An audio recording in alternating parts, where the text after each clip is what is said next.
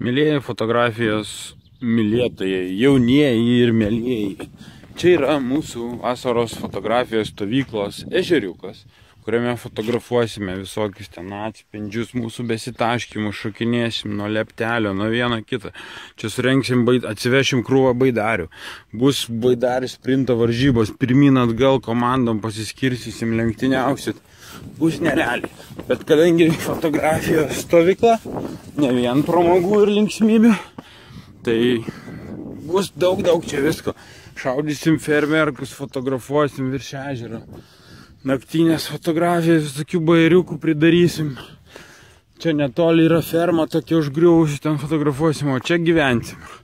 Čia turėsim tokį didelį namą, ten darysim tūsą viduj, mūsų daug ten tils.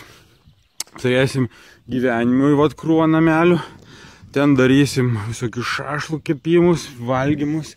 Taip, dar čia įrenginėja dabar teniso ir sporto visokia aikštelė, čia bus fulė, kašė, belenką žaisim. Galėsim kažkas čia šitam namelį gyventi, bus batutas, kaip matėt. Daug čia visko bus. Nu va, čia viskas labai faina, gražu. Taip.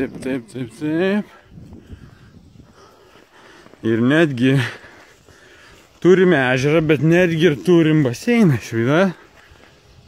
Dabar čia vyksta remontų darbai visokie intensyvūs.